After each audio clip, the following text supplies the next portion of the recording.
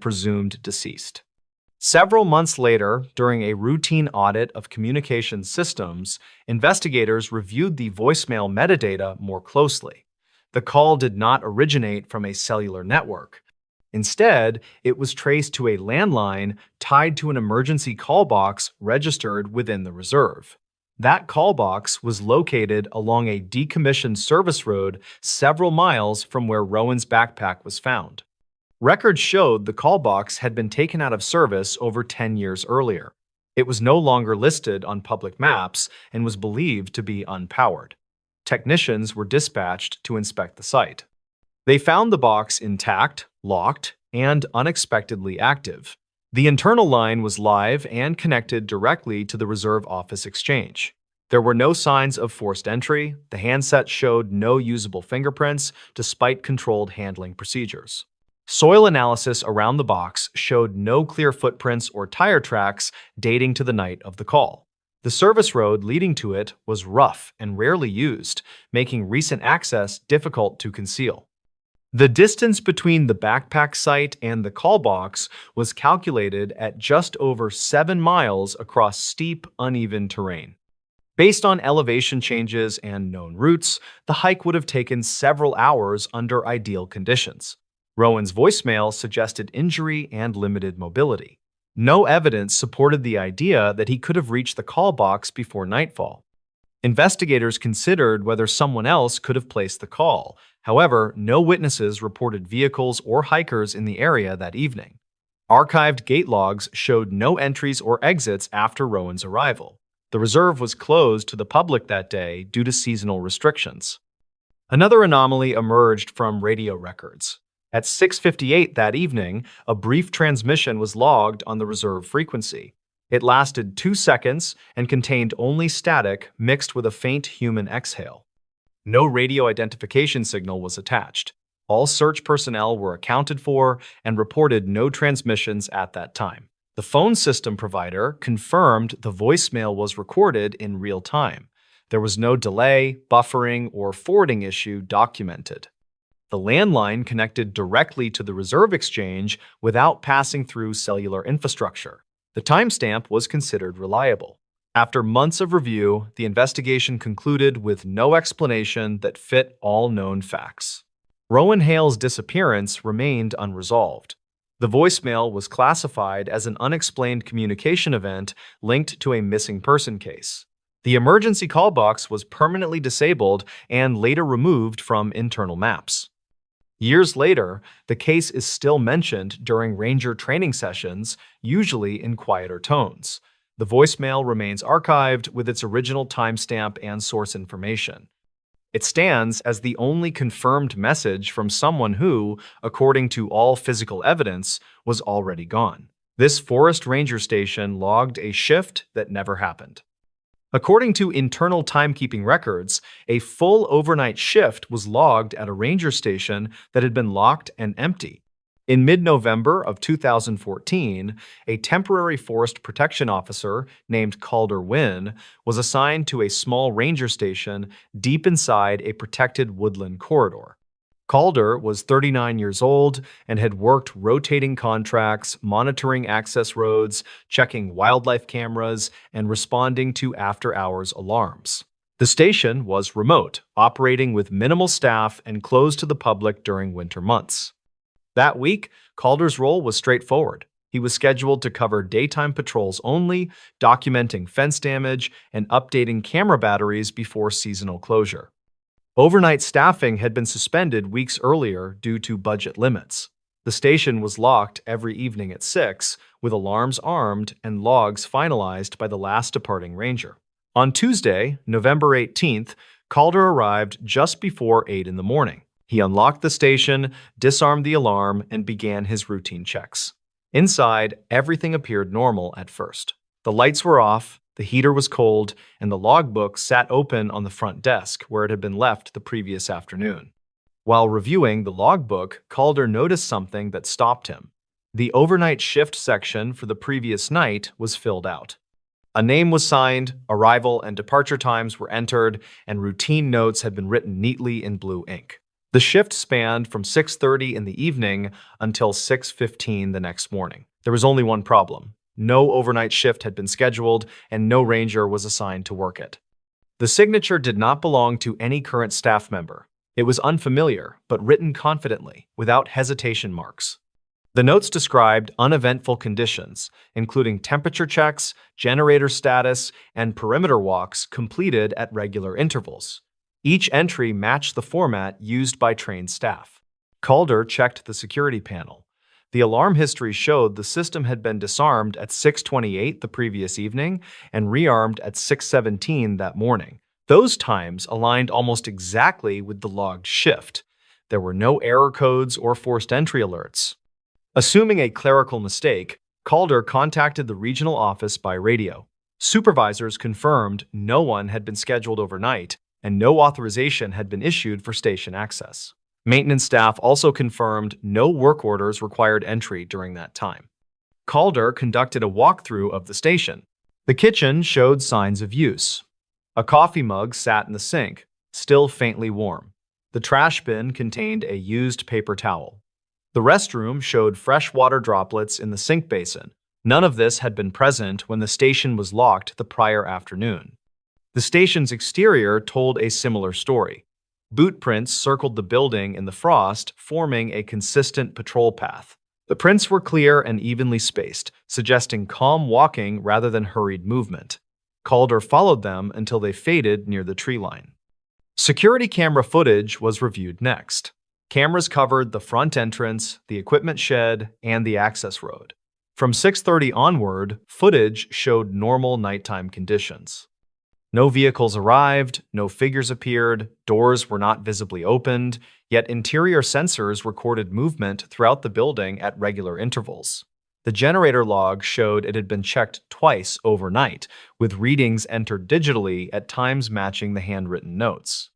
Power consumption records confirmed usage consistent with one person moving through the station using lights intermittently and running water briefly. By midday, supervisors arrived to inspect the station themselves. They confirmed the log entries were accurate in form and terminology. The language used matched internal phrasing taught during ranger training. Some abbreviations were outdated, no longer used in current manuals, but still technically correct. One detail stood out. In the remarks section at 4:42 in the morning, the writer noted hearing movement near the eastern tree line, but observing nothing upon inspection. That phrasing matched a report filed 8 years earlier by a ranger who later transferred. The wording was nearly identical. Investigators compared the signature to archived personnel files. It closely resembled the handwriting of a former ranger named Lowell Grain, who had worked the station a decade earlier. Lowell had resigned after an injury and later passed away from illness several years before the incident. The idea was dismissed as coincidence. Handwriting similarities could be misleading, and there was no evidence linking Lowell to the station after his departure. Still, the match unsettled those reviewing the records. Further, anomalies emerged during a deeper systems audit. The keycard used to access the station overnight had been registered to a master credential deactivated years earlier. It should not have functioned. Yet access logs showed it had been used correctly without triggering alerts. At 6:51 that morning, a radio transmission had been logged automatically by the base repeater. It lasted 3 seconds and contained only a single spoken word. The word was indistinct, but analysts believed it was a call sign once assigned to the station, retired after restructuring. No one present at the station that day claimed to have made the transmission. Weather data added another layer of confusion. Temperatures dropped below freezing overnight, yet no condensation or frost patterns inside the station indicated prolonged door openings. Whoever had been inside appeared to move efficiently, closing doors promptly and maintaining internal conditions. By the end of the week, the incident was documented as an unexplained access event. The logbook page was removed and archived. The station's locks were replaced, the alarm system upgraded, and overnight access protocols revised. Despite these changes, no further incidents occurred. No unauthorized access was recorded again. The station remained quiet through the winter season. Years later, during training sessions, instructors occasionally reference the case without naming it directly. They describe it as an example of why logs matter and why systems should never be assumed infallible. The overnight shift remains recorded in the archives, complete with times, notes, and a signature that matches no living staff member. It stands as a documented account of work performed by someone who, according to every schedule and roster, was never there. The photo taken in this motel room shouldn't exist. According to police inventory records, a photograph was logged from a motel room that had been sealed, powered down, and officially unoccupied. In early March of 2015, a regional insurance adjuster named Vaughn Mercer checked into a small roadside motel along a two-lane highway that cut through farmland and scrub forest. Vaughn was 41 years old and had worked in property claims for nearly 2 decades. His job required constant travel, long drives, and overnight stays in places chosen for convenience rather than comfort. The motel sat several miles outside the nearest town. It catered mostly to truck drivers and seasonal workers, but business had declined sharply. One entire wing was closed for renovations that never fully began. The remaining rooms stayed open, though rarely more than 2 were occupied on a given night. Vaughn arrived just after 8 in the evening. The front desk clerk, a woman in her late 50s, explained that most guests preferred rooms closer to the office, but those were unavailable due to plumbing work. She assigned Vaughn a room at the far end of the ground floor. She hesitated briefly before handing him the key, then added that the room had been cleared earlier that afternoon. Vaughn signed the register, paid in advance, and parked directly outside his door. Security cameras later confirmed his arrival time at 8:12. He carried a single overnight bag, a laptop case, and a folder containing claim documents. No one else arrived or departed in the following hour. The room itself was basic and outdated.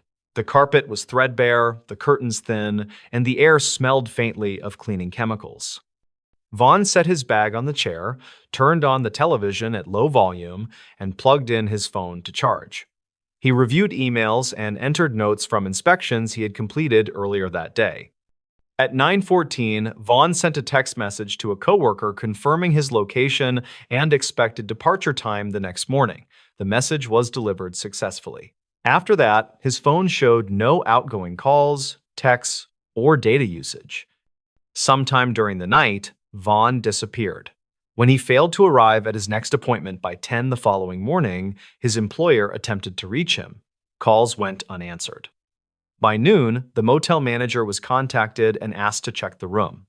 The manager unlocked the door with a master key, while a local deputy observed. The room appeared undisturbed. The bed was neatly made, the television was off, and Vaughn's overnight bag sat unopened near the chair. His jacket hung carefully over the backrest. His wallet, keys, and watch were placed in a straight line on the nightstand. Vaughn's phone was found face down near the center of the room. It was powered off. There were no signs of a struggle, no broken objects, and no evidence of forced entry. The bathroom sink was dry, and the shower showed no signs of recent use. Security footage from the motel showed Vaughn entering his room at 8:16. No footage showed him leaving. The hallway camera covering his door recorded no activity from 9:20 onward. No other guests or staff members were seen approaching that section of the building overnight. A missing person report was filed that evening. During evidence processing, Vaughn's phone was powered on at the police station. The battery level was at 31%, consistent with being unplugged sometime during the night. There were no missed calls, emergency alerts, or drafts. While reviewing the phone's photo gallery, an officer noticed a single image that did not fit the timeline. The photograph was timestamped at 11:58 that night. It showed Vaughn standing inside the motel room near the foot of the bed, facing the camera. Vaughn's expression was neutral. His eyes were open and focused slightly above the lens, as if looking at something just beyond the phone. His arms hung loosely at his sides. There was no visible blur, suggesting he was standing still. The image was well composed. Based on the angle, the phone appeared to have been placed on the dresser across the room. The photograph had been taken using the rear camera. There was no reflection in the mirror showing another person. The most immediate concern involved the lighting. The room was fully illuminated by the overhead light, casting even shadows across the walls and floor. However, motel maintenance records showed that the overhead fixture in that room had been disconnected weeks earlier. The motel manager confirmed this detail. That room had been part of the renovation wing and had only recently been reopened due to demand. While basic cleaning had been completed, electrical repairs were still pending. The overhead light switch did nothing when tested earlier that evening. Maintenance logs supported the claim. Power to that specific circuit had been shut off since mid-January. There were no records indicating it had been restored. Investigators questioned whether the photograph could have been taken earlier, then misdated. Digital forensics specialists examined the file metadata. The timestamp matched the phone's internal clock, which was accurate and synced to network time earlier that day. There were no signs of editing, manipulation, or file corruption. Compression patterns matched other images Vaughn had taken during inspections the previous week. The photograph appeared to be a single original capture. Another detail raised concern. In the background of the image, the bathroom doorway was visible. A shadow extended across the bathroom wall at an angle that did not match Vaughn's position or the known layout of the room. There was no lamp or external light source capable of producing it. Investigators returned to the motel to recreate the photograph. Using the same phone model and camera settings, they attempted to produce similar lighting conditions. Without the overhead light, the room remained dim even with curtains open during daylight. No configuration matched the image. While examining the room again, an officer noticed something partially concealed behind the dresser. A narrow door was set into the wall, its frame painted the same color as the room. The door led to an adjoining room. The adjoining room had been sealed for years due to structural damage. Its windows were boarded from the outside, and the floor sloped noticeably toward the center. There was no electricity, no furniture, and no active utilities. Dust patterns inside the adjoining room suggested it had not been entered recently. However, the lock mechanism on the connecting door showed fresh scuff marks, as if it had been opened and closed multiple times. No fingerprints suitable for identification were recovered from the handle. Further investigation into motel records revealed that the adjoining room had been removed from service following an incident over a decade earlier. An overnight guest had been found unresponsive and pronounced dead at the scene. The death was ruled a medical event, and no criminal activity was suspected. After that incident, the room experienced repeated electrical issues and water damage. Eventually, it was boarded up and excluded from public bookings. The connecting door had been sealed from the other side, but left intact within Vaughn's room. This information had not been disclosed to Vaughn. Investigators also reviewed Vaughn's phone usage logs more closely. At 11:56, 2 minutes before the photograph was taken, the phone recorded a brief sensor activation consistent with movement. There was no corresponding screen unlock or app usage. At 12:01, the phone powered down without user input. Battery data suggested it had not reached a critical level. Weeks later, while the phone was stored in an evidence locker, it powered on briefly without explanation. Surveillance cameras captured the screen lighting up, though no notification appeared. The device shut off again after several seconds. Phone carrier records later showed a 4-second outgoing call attempt from Vaughn's phone during that event. The call did not connect. The destination number was not recorded. The call was traced to a motel landline associated with Vaughn's room. That landline had been physically disconnected since renovations began. The investigation stalled with no physical evidence explaining Vaughn's disappearance. No sightings were reported, no financial activity occurred after the night he checked in. His vehicle remained parked until it was towed days later. The motel owner chose to permanently close that wing of the building. The adjoining door was sealed behind drywall. Power to the entire section was shut off. Within months, the property was sold. Vaughn Mercer was never found. His case remains open. The photograph remains archived in the case file. It is the only confirmed image showing a man standing calmly inside a motel room that records indicate should have been dark, disconnected, and empty at the time it was taken. This highway turnout appears then erases people. According to state transportation archives, a highway turnout briefly appeared on official maps before multiple travelers connected to it vanished without trace.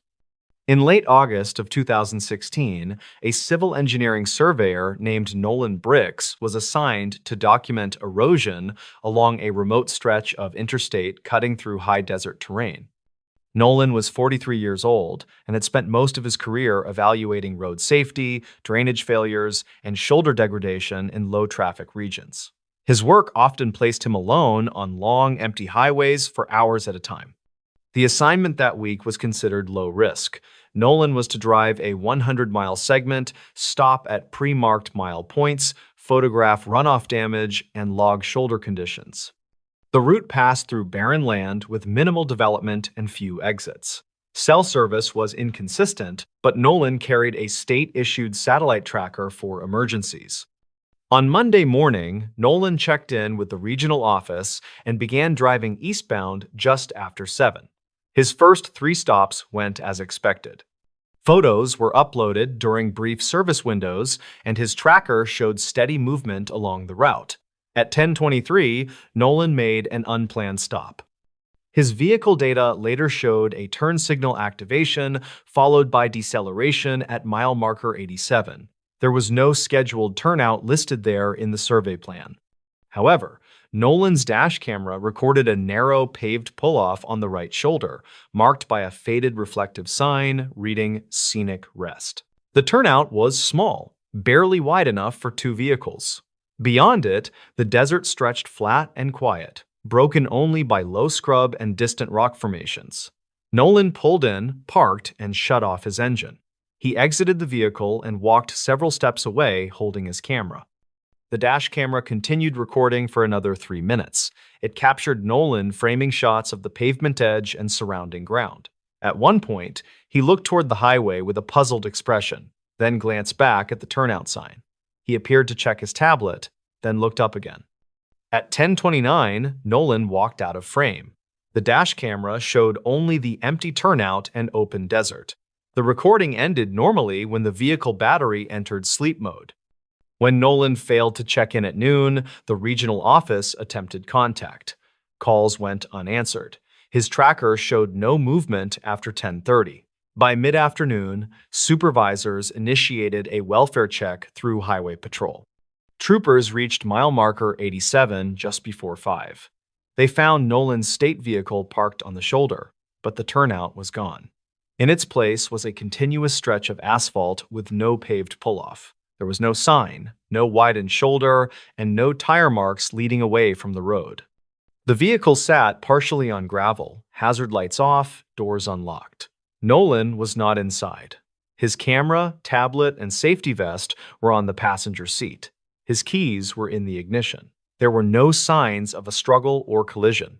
Troopers searched the immediate area, assuming Nolan may have wandered off due to heat or disorientation. The terrain was flat and offered no cover. Visibility extended for miles. No footprints were found beyond the shoulder. The dash camera footage was reviewed that evening. Investigators confirmed it showed a turnout that did not exist at the location where the vehicle was found. Road design plans, satellite imagery, and maintenance records showed no turnout had ever been approved or constructed at mile marker 87. At first, officials suspected a mapping error or an old removed pull-off. However, asphalt aging patterns on the dash camera footage showed the turnout surface matched the condition of the active highway. There were no seams or signs of demolition. Further review revealed Nolan was not the first to stop there. Archived traffic camera data from previous months showed at least 4 vehicles slowing near the same mile marker, signaling right, then accelerating again without stopping. In 2 cases, brake lights activated fully, then disengaged abruptly, as if the drivers changed their minds at the last second. One case stood out. 6 months earlier, a long-haul truck driver named Everett Malkin had reported pulling into a rest turnout that did not appear on his GPS. He claimed the turnout felt wrong and that his truck stalled briefly before restarting on its own. He did not stop long and reported no incident, but the location matched mile marker 87. Investigators contacted Everett, who confirmed his report. He described the turnout as quiet and oddly clean, with no trash or tire marks. He said the highway noise faded almost completely once he pulled in. When asked why he left, Everett said he felt like staying longer would be a mistake. After Nolan disappeared, the transportation department quietly reviewed accident and missing person reports along the same highway. Two additional cases surfaced. In 2009, a college student driving overnight was reported missing after last pinging near mile marker 87. His car was found intact 40 miles away at a gas station, keys still inside. He was never found. In 2012, a retired couple traveling cross-country failed to arrive at their destination. Their vehicle was discovered abandoned at a rest stop 2 exits west. Credit card records showed no activity after passing mile marker 87. At the time, none of the cases were linked. Nolan's disappearance forced a closer look. Investigators returned repeatedly to mile marker 87, attempting to document any irregularities. For weeks, nothing appeared. The shoulder remained narrow and uninterrupted. Then, 3 weeks later, during a dawn patrol, a highway maintenance worker named Lyle Corrin reported seeing a pull-off appear briefly in the early light. He described it as a mirage at first, but said it solidified as he approached. Lyle slowed but did not stop. As he passed the marker, he said the turnout vanished behind him, replaced by normal shoulder. His dashboard camera captured a single blurred frame showing a reflective sign not present in the next frame. That footage was timestamped 6:14 in the morning. State officials closed the investigation publicly, citing lack of evidence. Internally, the site was flagged. Crews were instructed not to stop near mile marker 87 for any reason unless absolutely necessary. Despite this, another incident occurred in 2018. A rideshare driver transporting a passenger across state lines reported that his navigation system rerouted unexpectedly, instructing him to pull over for a rest break. The passenger later told police that the driver slowed near mile marker 87, then suddenly accelerated and refused to explain why. The driver quit the platform weeks later and declined further contact. Satellite imagery reviewed years later showed subtle inconsistencies at the site. On certain dates, the highway shoulder appeared wider by several feet. On others, it did not. The changes did not align with construction schedules or maintenance records. Nolan Bricks was officially declared missing and presumed deceased after 1 year. His family received no explanation beyond the known facts. The state quietly adjusted digital maps, removing any transient data linked to the turnout. Internal memos referred to it only as the transient pull-off anomaly. Today, mile marker 87 remains an unremarkable stretch of highway to most drivers. There is no sign, no widened shoulder, and no reason to slow down. But archived footage, vehicle logs, and witness statements all confirm the same detail. For brief moments, a turnout appears where none should exist. And when someone chooses to stop there, they do not always return. The night guard heard his own voice from an empty floor. According to internal security logs, an audio recording captured a night guard speaking from a floor that was confirmed empty at the time. In early February of 2017, a contracted night security guard named Lucas Wren was assigned to a regional medical storage facility on the outskirts of a mid-sized city. Lucas was 38 years old and had worked overnight security jobs for nearly a decade, mostly at warehouses, office parks, and inactive campuses. His role at the facility was simple. He was to monitor cameras, perform hourly patrols, and report any irregular activity to a central dispatch service. The building was large but quiet. It held archived medical equipment, sealed records, and unused administrative offices spread across 5 floors. Only the first floor remained active during daytime hours. The upper floors were locked, unlit, and officially unused. Overnight, Lucas was the only person inside the building. Lucas began his shift at 10 in the evening. He signed in at the security desk, checked the alarm panel, and confirmed all access points were secure. Camera feeds showed empty hallways and inactive elevators. Motion sensors were armed on floors 2 through 5, set to trigger silent alerts if activated. The first few hours passed without incident. Lucas completed his 11 o'clock patrol of the first floor, checked exterior doors, and logged normal conditions. At midnight, he settled back into the security office to monitor feeds and complete paperwork. At 12:47, a motion alert appeared on the console. It indicated movement on the fourth floor, east wing. Lucas froze, staring at the screen. The fourth floor had been closed for over 3 years. No staff had access, and the elevator required a supervisor keycard to reach that level. Lucas pulled up the camera feed for the east wing corridor. The hallway lights were off, as expected. The camera showed an empty corridor with storage doors lining the walls. No movement was visible. Assuming a sensor error, Lucas acknowledged the alert and noted it in the log. Motion sensors occasionally triggered due to temperature changes. He waited for a follow-up alert. None came. At 1:15, the console displayed another alert. This time, it was an audio pickup notification from the same area. The building system included passive microphones in unused wings to detect unusual sounds like breaking glass or forced entry. Lucas opened the audio feed. What came through his headset made him pull it off instinctively. He replayed the clip immediately. The recording contained a man's voice speaking clearly in the otherwise silent corridor. The voice said, "Security to dispatch, fourth floor east wing is clear."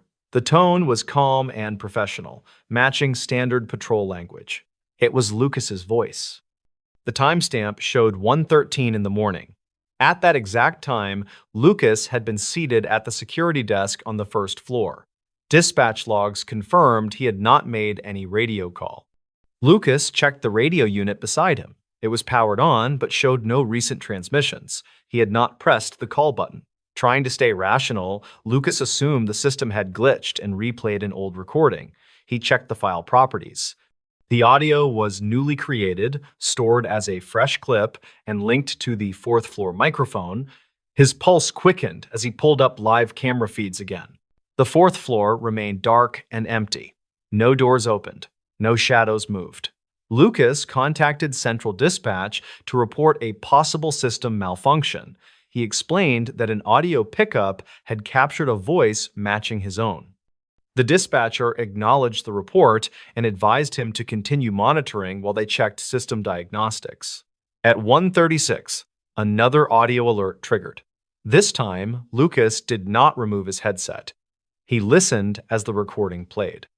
"Patrol complete. No issues noted," the voice said. Again, it was unmistakably Lucas. Same cadence, same slight rasp, same phrasing he used during every shift. The timestamp showed 1:34. Lucas felt a wave of unease. He checked his activity log.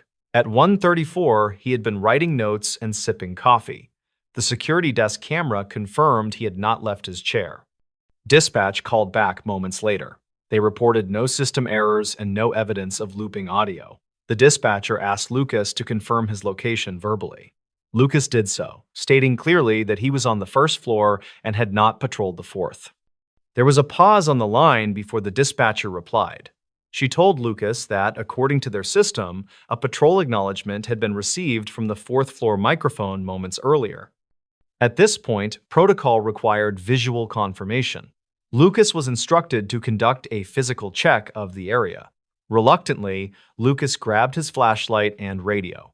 He rode the elevator to the third floor since the fourth floor button remained inactive without a supervisor card. From there, he used the stairwell to reach the fourth floor door. The stairwell light flickered as he climbed. When he reached the door, he unlocked it using the emergency override key issued for patrols. The door opened into darkness. Lucas swept his flashlight across the corridor. It was exactly as shown on camera. Empty, silent, and undisturbed. Dust on the floor showed no footprints. Storage doors were closed and sealed.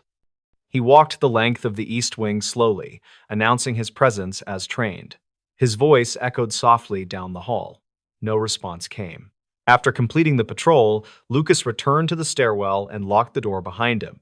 He descended back to the first floor and reported the area clear. At 2:18, another audio alert triggered. Lucas did not open the clip right away. He stared at the screen, watching the timestamp count upward. When he finally played it, his stomach dropped. The recording captured his voice again, but this time it sounded closer to the microphone. The voice said, "Still here, just finished checking storage doors." Lucas felt cold. He had not said those words during his patrol. The phrasing was similar, but not identical to anything he had spoken. Dispatch logs showed no radio traffic from Lucas at that time, yet the system marked the message as an internal audio capture, not a transmission. Lucas reviewed the live feed from the fourth-floor microphone. It was silent. At 2:40, motion sensors on the fourth floor triggered again, this time in the West Wing. Cameras still showed nothing.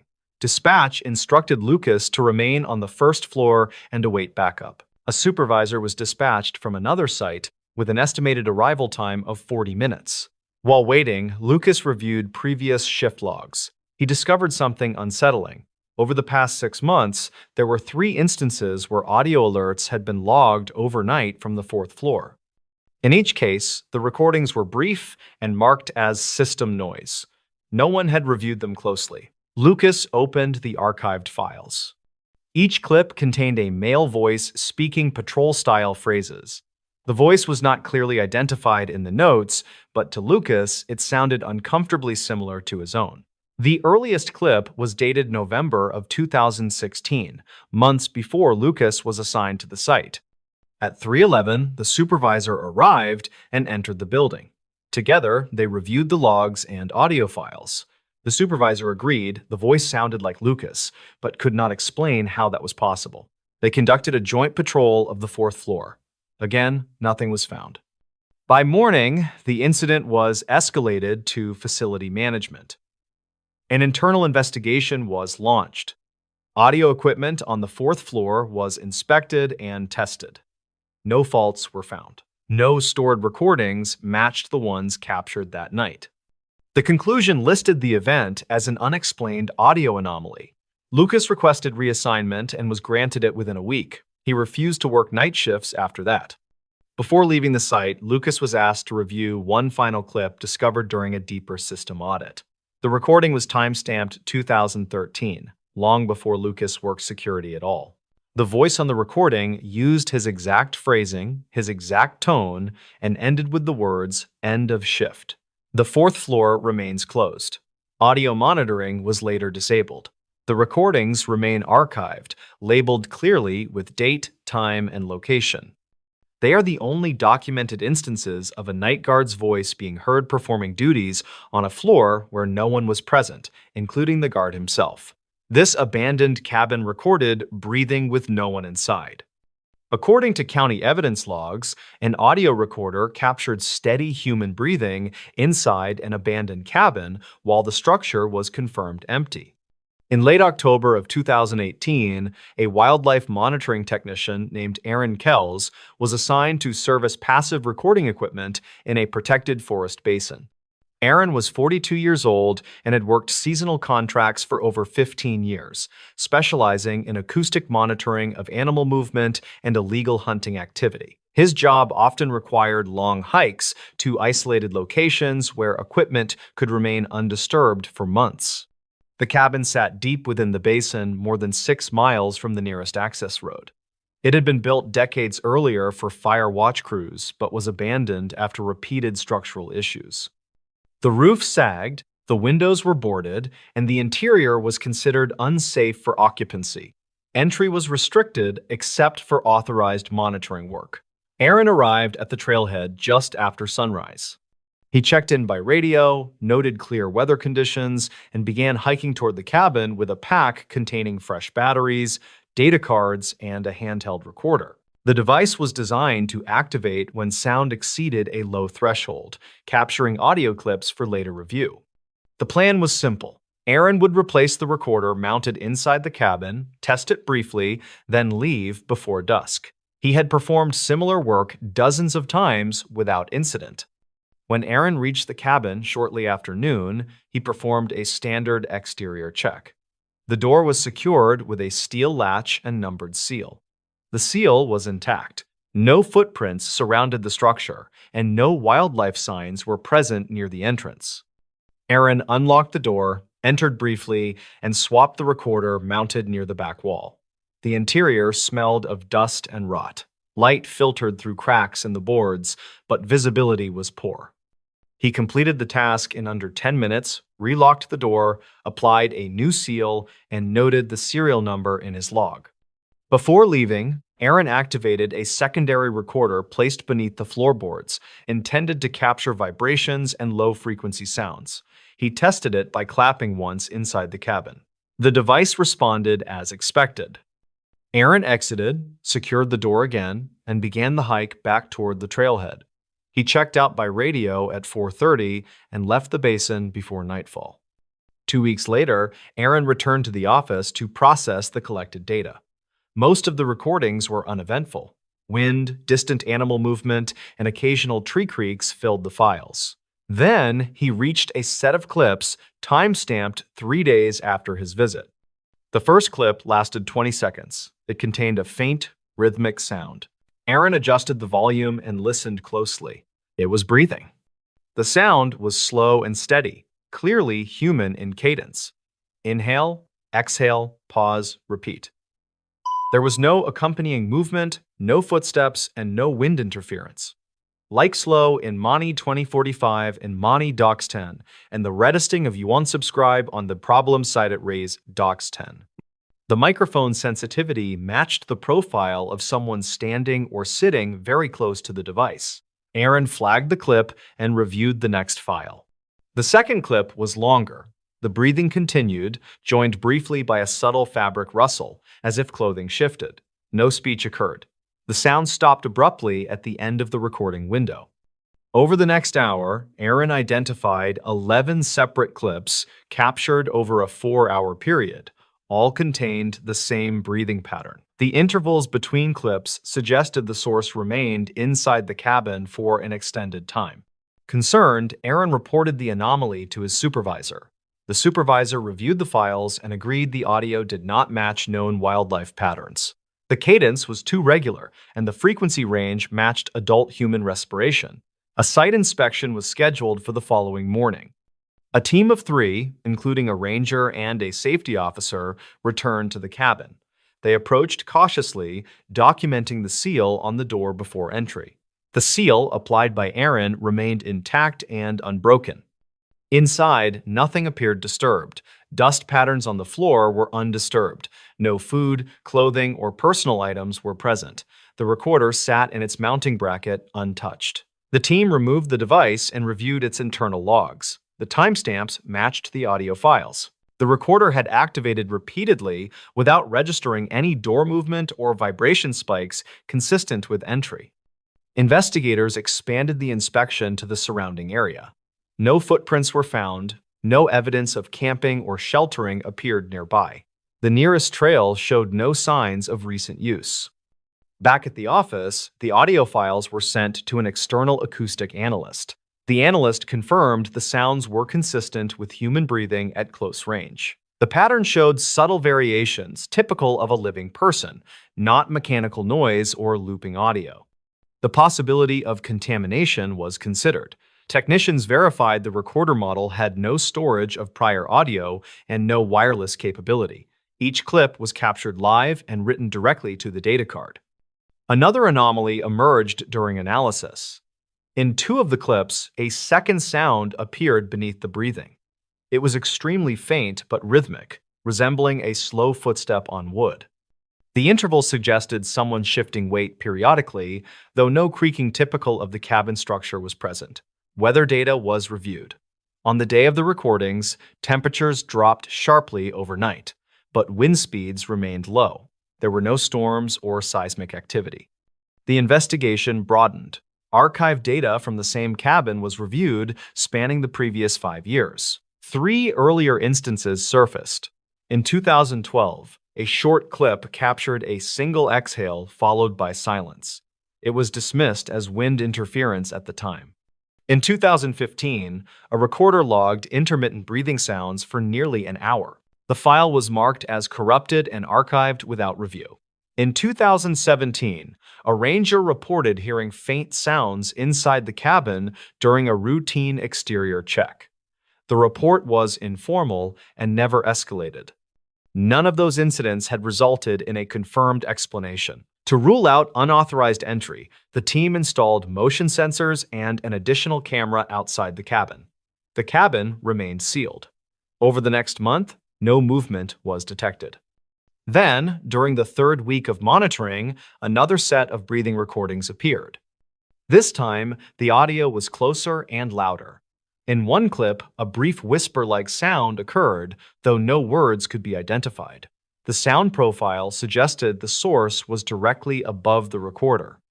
Investigators reviewed the external camera footage corresponding to the timestamps. The cabin exterior remained unchanged. No doors opened, no shadows passed the windows. A structural engineer examined the cabin and confirmed there were no crawl spaces large enough to conceal a person. The floorboards were intact. The walls contained no voids beyond insulation. The county classified the recordings as unexplained biological audio events. The cabin was removed from active monitoring. All equipment was retrieved, and access to the site was restricted further. Aaron Kells completed his contract later that year and declined to renew. He stated he no longer felt comfortable working isolated assignments. The recordings remain stored in the county archive, labeled with time, date, and location. They are the only confirmed instances of sustained human breathing captured inside a sealed structure with no evidence of entry. The cabin still stands in the basin, locked and unused. No one has been assigned to enter it since. Dispatch logs from this town end abruptly at the same minute. According to regional emergency archives, every dispatch log from a single town stopped recording at exactly the same minute without explanation. In early April of 2019, a communications analyst named Victor Rowe was assigned to audit archived emergency records from several rural municipalities. Victor was 46 years old and worked for a state oversight contractor responsible for reviewing data integrity, response timing, and equipment compliance. His work was usually uneventful, involving long hours comparing timestamps and cross-checking call summaries. One town in particular drew his attention almost immediately. The town was small, isolated, and surrounded by farmland and low forest. It operated a combined dispatch center handling police, fire, and medical calls for a population under 4,000. Nothing about it suggested unusual activity. Response times were average, call volume was low, staffing was minimal but consistent. What stood out was the ending. Every dispatch log across every system ended at the same minute. Victor noticed it while reviewing call summaries from 2019. The log stopped at 11:17 in the evening on March 26th. There were no entries after that time, no system shutdown notice, no transition to a backup server. The data simply stopped. At first, Victor assumed the files were incomplete. He checked earlier years. 2018 ended the same way, 11/17, March 26th. So did 2017. And 2016. Victor expanded the search.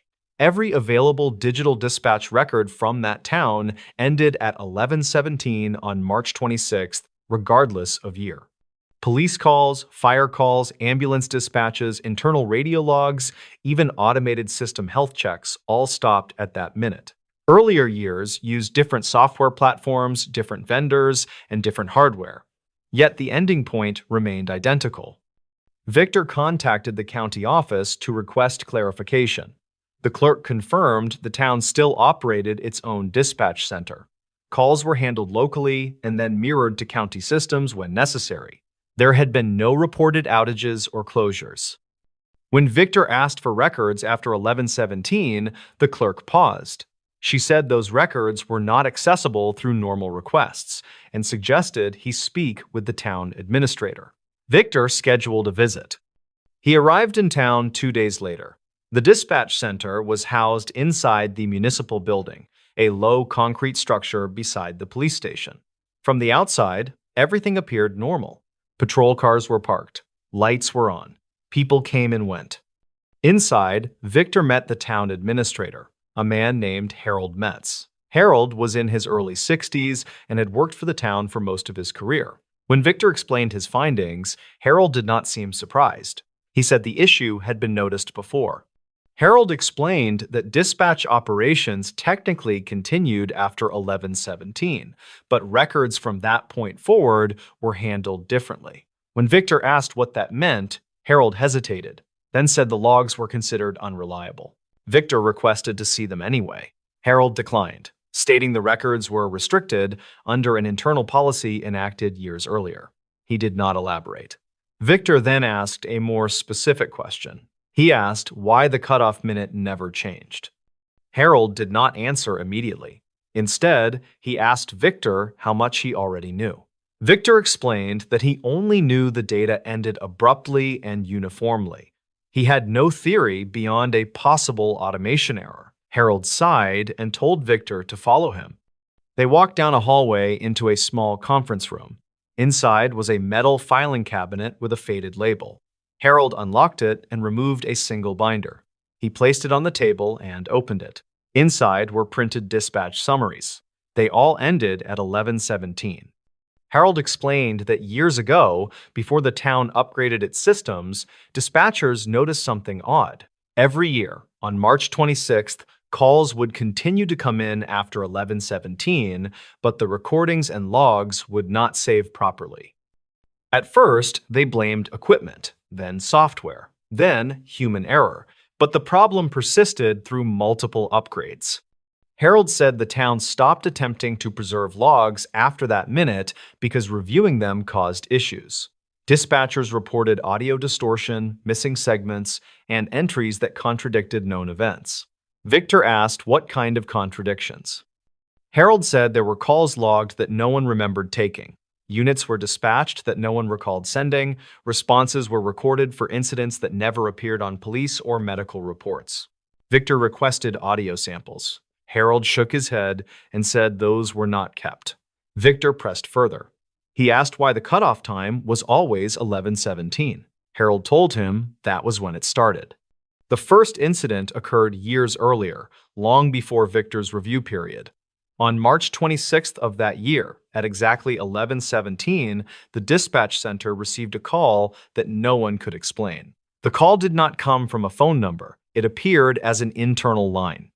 The dispatcher who answered it reported hearing background noise consistent with the town square, even though the square was empty at that hour. Then a voice spoke, stating an address that did not exist. When the dispatcher attempted to clarify, the call ended. Minutes later, another call came in, this time requesting medical assistance for the same non-existent address. Then another, and another. Units were dispatched. They found nothing. After midnight, calls continued. Some referenced incidents from earlier in the day, some referenced people who were already accounted for, others referenced situations that had not yet occurred. By morning, the dispatch logs were incoherent. The town reviewed the records and decided not to forward them to the county. They archived them internally. The following year, the same thing happened. Same date, same minute. Victor asked how dispatchers handled it now. Harold explained that on March 26th, shifts were scheduled differently. Dispatchers were instructed to handle calls verbally and document only minimal summaries. After 1117, recordings were disabled manually. Victor asked if calls still came in. Harold said yes. Victor asked if those calls were real emergencies. Harold said some were. Others were not. Victor requested to speak with the dispatcher. Harold arranged a meeting with a senior dispatcher named Elaine Foster. Elaine had worked the center for over 20 years. She confirmed Harold's account. Elaine said that at 1117, the tone of calls changed. Background noise became inconsistent. Callers provided details that were technically accurate, but contextually wrong. She described calls reporting fires in buildings already burned years earlier, medical emergencies involving people who were sitting safely at home, reports of accidents that later occurred hours after the call was received. Victor asked why they continued to answer the phones. Elaine said because not answering them made things worse. In 1 year, they attempted to reroute calls to the county after 1117. The county dispatch center received a flood of calls with incorrect routing data. Several calls originated from lines that did not exist. One county dispatcher reported hearing her own voice speaking back to her through the line. After that, the town resumed local handling. Victor asked if anyone had ever been harmed due to these anomalies.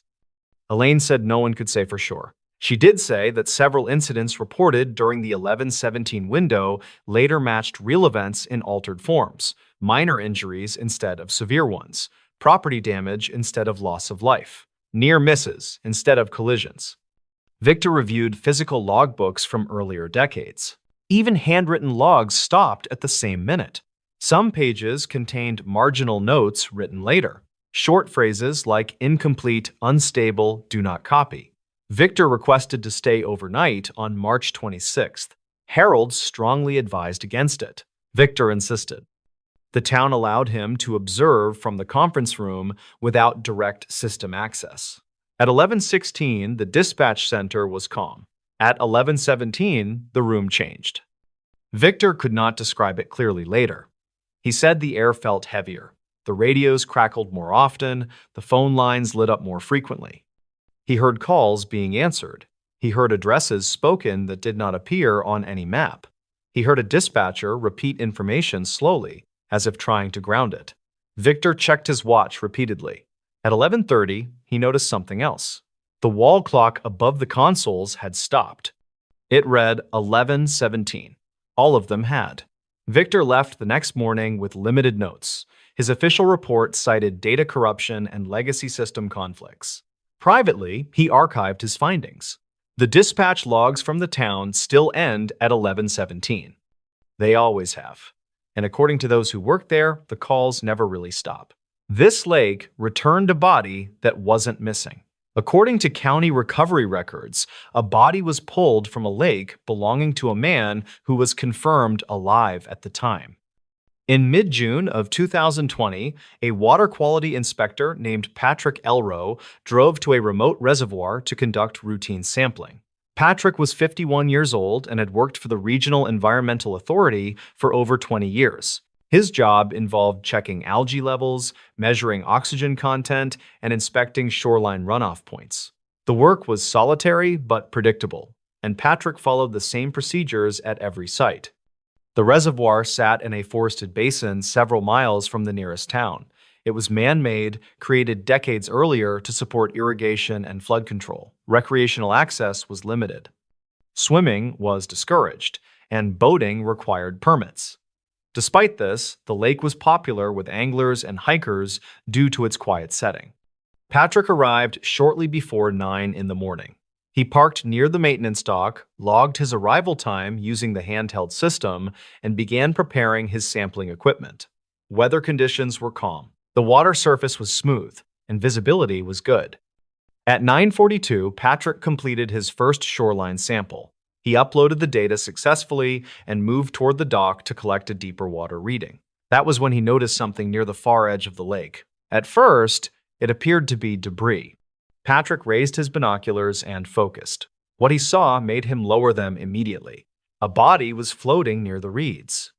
Patrick radioed for assistance and provided coordinates. He was instructed to remain where he was and avoid approaching the water.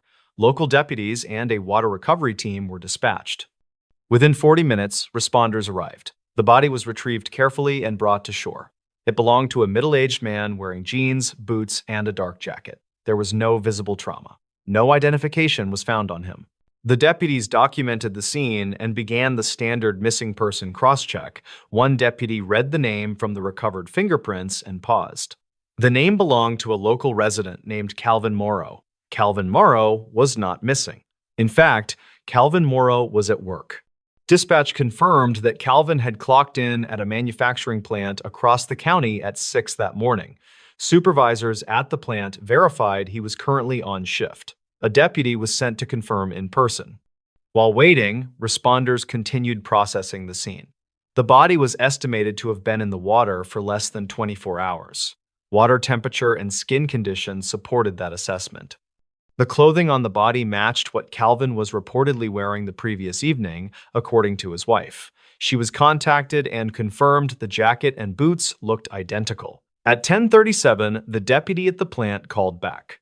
Calvin Morrow was standing in front of him. He was alive, coherent, and visibly shaken after being told why police were there. He insisted he had not been to the lake in months. He agreed to accompany the deputy to the station. The situation escalated quickly. The recovered body was transported to the county morgue. A second set of fingerprints was taken, dental records were compared, the match was confirmed again. The body was Calvin Morrow. At the same time, the living Calvin Morrow arrived at the station. He provided identification. Fingerprints were taken. They matched the body. Investigators assumed an administrative error. Samples were retaken. Another technician performed the comparison. The results did not change. Two identical biometric profiles existed simultaneously. Calvin was 48 years old and worked as a machine operator. He had lived in the county his entire life. He had no known medical conditions beyond controlled hypertension. He had no criminal record. When questioned, Calvin stated he had gone home after work the previous evening, eaten dinner, watched television, and gone to bed around 10. His wife confirmed his account. She said he left for work at 5:30 the next morning. Surveillance footage from their home showed Calvin entering at 6:12 in the evening and leaving at 5:28 the next morning. The footage was continuous and unbroken. Yet the body recovered from the lake showed signs consistent with having entered the water sometime after midnight. Investigators reviewed cell phone records. Calvin's phone showed normal usage until 9:48 the previous night. After that, there was no activity until 5:32 in the morning, when his alarm was dismissed. The phone was found in his pocket when he arrived at the station. The body in the lake had no phone. An autopsy was ordered. The medical examiner found no cause of death immediately apparent. There was water in the lungs, consistent with drowning, but no signs of struggle or injury. Toxicology results were clean. Time of death was estimated between 1 and 3 in the morning. The examiner noted something unusual. The body showed a surgical scar on the lower abdomen. The living Calvin did not have that scar. Medical records confirmed Calvin had never undergone surgery. Investigators searched hospital databases. They found a record-matching Calvin Morrow who had undergone an emergency appendectomy 12 years earlier in a neighboring state. That Calvin Morrow was listed as deceased. The record showed he died 2 days after the surgery due to complications. The social security number matched. The birth date matched. The parents' names matched. Investigators now faced two conflicting histories tied to the same identity. The living Calvin had no memory of any surgery. His wife confirmed he had no scar when they met 15 years earlier. Childhood photos showed no mark. The body from the lake clearly had one. Dental records were examined next. Both Calvins matched perfectly, including minor alignment quirks and fillings. The medical examiner noted that the dental work on the body appeared slightly older, based on material wear. The difference was subtle but measurable. As news of the situation spread internally, state authorities were notified. The case was classified as sensitive and access was restricted. Investigators reviewed employment records. The living Calvin had consistent work history for over 20 years. Tax filings were uninterrupted. There were no gaps. However, a deeper review showed that before 2008, records became inconsistent. Two overlapping employment histories appeared briefly in state databases, then resolved into one. No explanation was documented. Investigators returned to the lake. Sonar scans revealed nothing unusual beneath the surface. The shoreline showed no signs of recent activity. No footprints or vehicle tracks were found near the water overnight. The water quality logs revealed something else. At 1:14 in the morning, sensors recorded a sudden temperature fluctuation in a localized section near the reeds. It lasted less than 3 minutes, then normalized. No weather event explained it. The sensor had never recorded a similar spike before. A week later, while the investigation continued, the morgue reported another anomaly. The body's fingerprints had changed. Not dramatically, but enough that automated systems flagged the discrepancy. Manual comparison showed ridge patterns remained the same, but pressure distortion marks were different, as if the skin had shifted. The medical examiner ordered the body refrigerated again and restricted access. That night, security cameras in the morgue recorded a brief power fluctuation. For 8 seconds, the camera feed cut out. When it returned, the body was still present. Nothing else appeared altered. The living Calvin was placed under protective observation. He was not charged with any offense. He was instructed not to leave the county.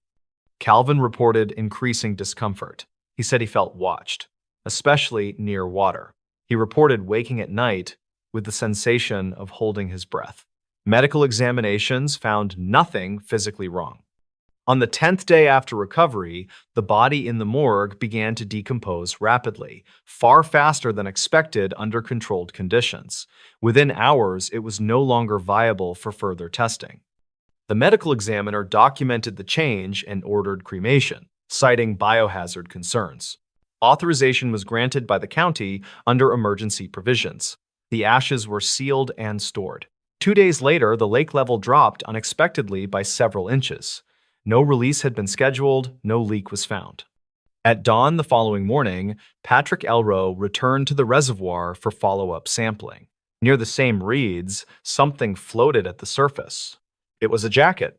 The jacket belonged to Calvin Morrow. The living Calvin was still alive, sitting in his home at that exact moment, drinking coffee under observation. After that day, the case was quietly closed. Official records list the recovered individual as an unidentified male with similarities to a local resident. The fingerprint match was removed from public databases. The appendectomy record was marked as clerical error. Calvin Morrow continued his life. He still works at the same plant. He avoids the lake. Patrick transferred departments. The reservoir remains open. But according to internal recovery logs, the lake did not produce a missing person. It returned someone who was never gone. The basement door that only opens after the final prayer. According to maintenance and clergy records, a locked basement door opened repeatedly only after a specific prayer was completed.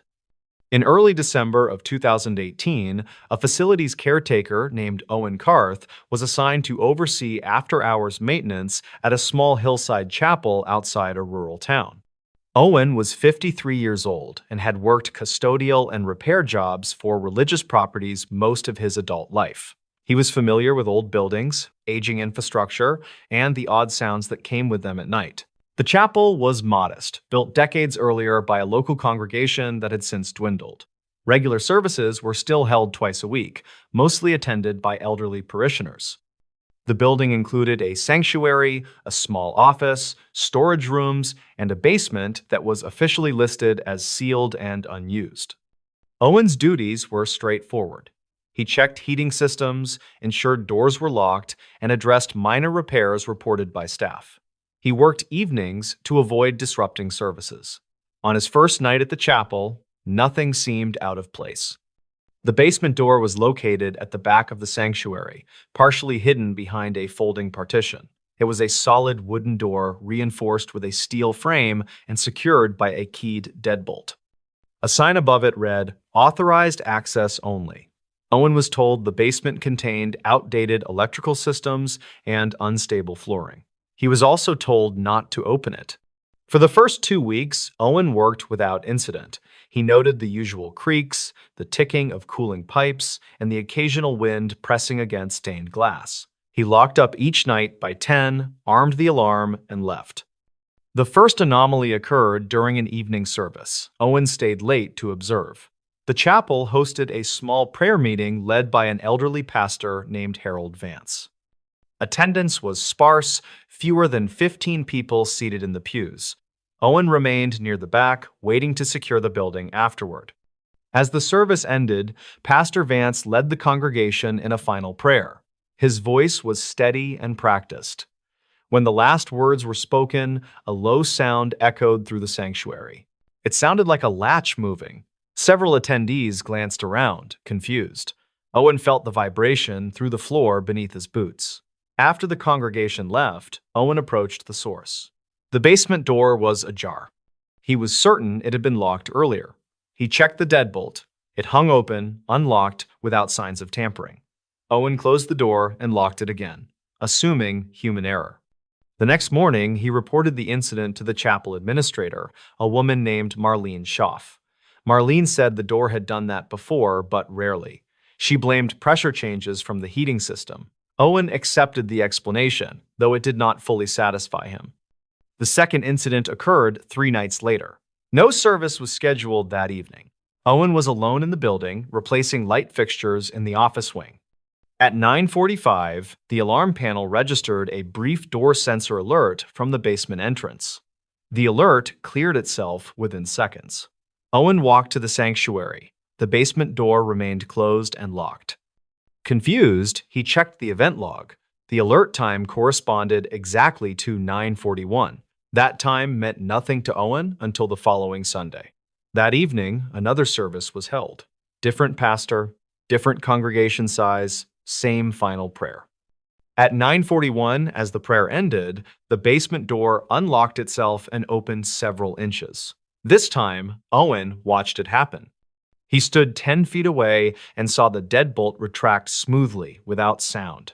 The door eased open slowly, as if released by internal pressure. No one else noticed. Afterward, Owen inspected the lock mechanism. It showed no electrical components and no motorized parts. It was purely mechanical. The key hung on his belt the entire time. He documented the incident in his maintenance log. Over the next month, Owen noticed a pattern. The basement door never opened during services, sermons, hymns, or casual prayer. It only opened after the final prayer that closed the service. Not every time, but often enough to be undeniable. He began checking timestamps against service schedules. In every instance where the door unlocked, the time matched the exact moment the final prayer concluded. Owen brought this information to Marlene. She grew uncomfortable and admitted there was more history to the basement than she had disclosed. She explained that the chapel had once included a lower worship space used for private confession and night prayer. Years earlier, an incident occurred involving a small prayer group that met after hours. The details were vague, but the group was disbanded, and the basement was sealed. No records explained why. Owen asked to see the basement. Marlene refused. Curiosity overcame caution. One night, after a weekday prayer meeting, Owen waited near the sanctuary. Pastor Vance led the closing prayer as usual. When it ended, the basement door unlocked and opened wider than before. Owen waited until the chapel emptied. Then he descended the stairs. The basement was unfinished and colder than expected. Concrete walls absorbed sound. The air felt heavy and stale, like a room long closed but recently disturbed. His flashlight beam revealed old folding chairs, stacked hymnals, and a low altar built into the far wall. At the center of the room stood another door. This one was smaller and reinforced with metal brackets. There was no handle, only a recessed panel. Owen approached cautiously. The panel was warm to the touch. Behind him, the stairwell door closed on its own. Owen did not panic. He documented the layout, took photos, and returned upstairs without touching the inner door. When he reached the sanctuary, the basement door was closed and locked again. The next morning, Owen reviewed his photos. Several images were missing. The ones that remained showed faint impressions near the inner door, as if fingerprints pressed from the other side of the wall. Owen showed the photos to Marlene. She contacted the diocese. An internal review followed. Officials visited, inspected the basement, and sealed the inner door permanently. They replaced the basement lock and installed additional sensors. They told Owen the matter was resolved. It was not. The basement door continued to unlock after final prayers, even with the new hardware. Sensors recorded the deadbolt retracting without electrical input. Eventually, clergy changed the wording of the final prayer. The door did not open. For weeks, nothing happened. Then, one evening, Pastor Vance reverted to the traditional phrasing out of habit. The door opened immediately. The diocese ordered the chapel closed temporarily. Owen was reassigned. Before leaving, he was asked to sign a confidentiality agreement. He refused. Owen later learned the original prayer used to close services matched wording used in an older rite one no longer practiced publicly. The right was meant to mark the end of communal protection. The basement door remains sealed. The chapel reopened with revised liturgy. According to maintenance logs, no further openings have occurred. But Owen keeps copies of the sensor data. Every time the final prayer was spoken in full, the door responded, as if something below understood it was being dismissed, and waited for permission to move again. This emergency call was answered by someone who died years ago. According to county communications records, an emergency call was answered by a dispatcher who was officially deceased at the time. In late January of 2021, a systems auditor named Malcolm Iyer was assigned to review irregular call routing issues in a regional emergency dispatch network. Malcolm was 52 years old and had spent most of his career evaluating public safety infrastructure, focusing on redundancy failures and audio routing anomalies. His work was usually technical and detached, rarely involving people directly. The issue that triggered the review appeared minor at first. A single emergency call, placed from a rural township, showed an unusual routing marker. The call had been answered promptly, logged correctly, and resolved without escalation. The problem was not the response, but the responder. The dispatcher ID attached to the call belonged to a woman named Ruth Calder. Ruth Calder had died 9 years earlier. Malcolm initially assumed the ID had been reused improperly. That happened occasionally when old accounts were not fully purged from legacy systems. He checked the personnel database. Ruth Calder was listed as retired in 2011, deceased in 2012. Cause of death was listed as a stroke. Her employee badge had been deactivated, her credentials had been revoked. Her workstation had been reassigned. Yet the call record showed her dispatcher ID, voice authentication token, and login signature all active for a 6-minute window on January 22, 2021. Malcolm pulled the audio file. The call had been placed at 2:47 in the morning by a resident reporting a vehicle stalled on an icy road. The caller sounded calm, slightly confused, but not distressed. The dispatcher answered immediately. "County emergency. What's your location?" the voice said. Malcolm paused the playback. He had listened to hundreds of dispatcher recordings over the years. He knew the cadence, the pacing, the tone. This voice was older, steady, precise. He checked the archived training recordings. The voice on the call matched Ruth Calder. It was not approximate. It was exact. Ruth had been known for her clarity and deliberate phrasing. She spoke slowly, avoided filler words, and repeated critical information verbatim. Every one of those habits appeared in the recording. Malcolm listened through the entire call. Ruth guided the caller through basic safety steps, asked appropriate follow-up questions, and dispatched a patrol unit. The call ended normally. There were no glitches, no distortion, no overlapping audio. The patrol unit arrived 12 minutes later and assisted the driver. The officer filed a routine report. No one noted anything unusual. Malcolm checked the shift roster. At 2:47, the dispatch center had 3 active dispatchers. None of them were logged into Ruth's old console. All 3 denied handling the call. Their biometric logins confirmed they had not. Malcolm requested access to the dispatch floor security footage. The footage showed the room at the time of the call. 3 dispatchers sat at their stations. No one occupied Ruth's former desk, which had been removed years earlier.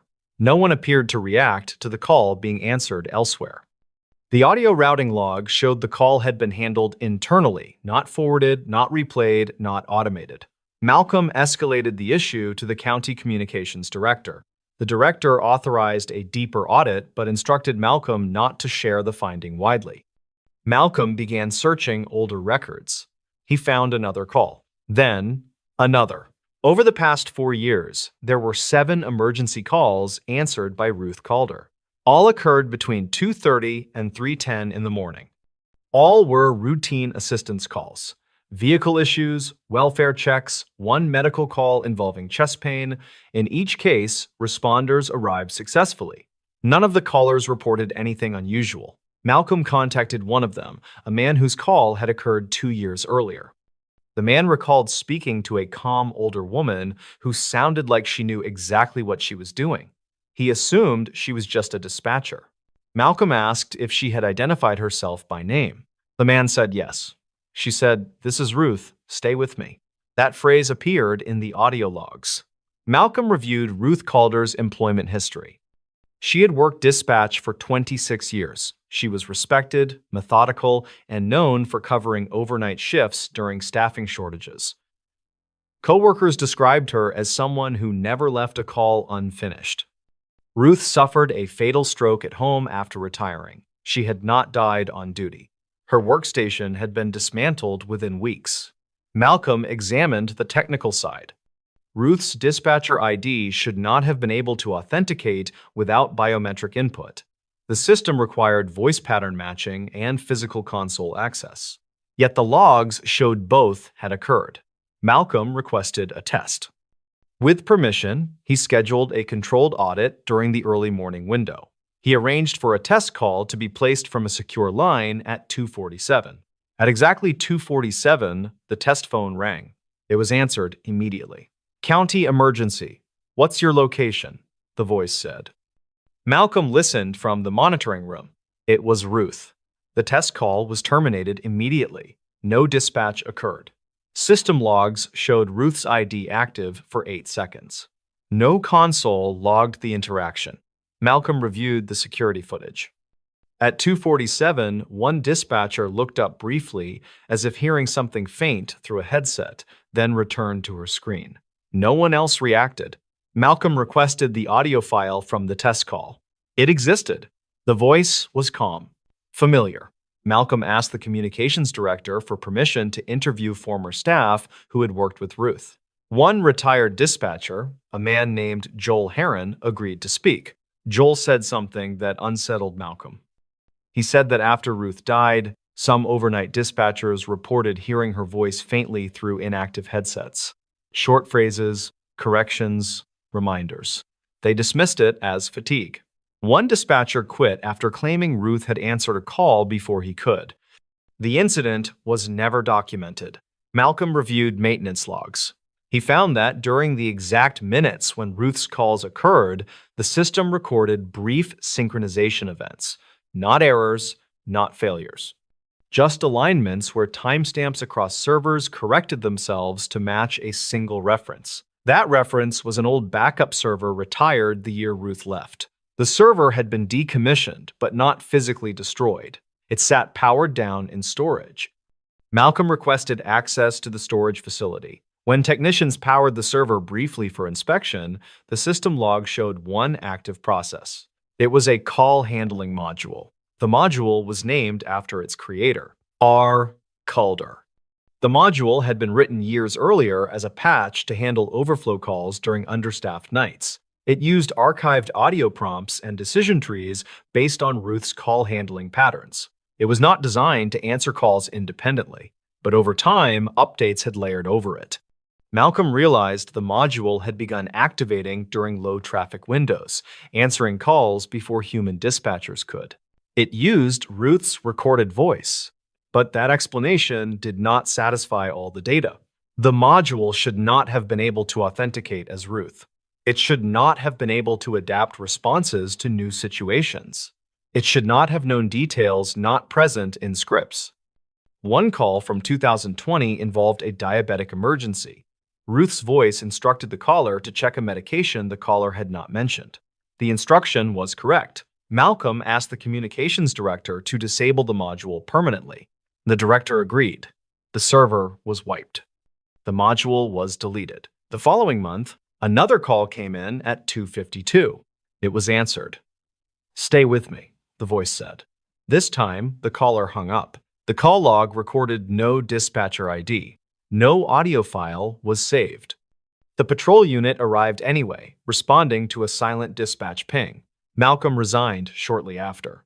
In his final report, he cited unresolved legacy system behavior. Privately, he kept copies of the audio files.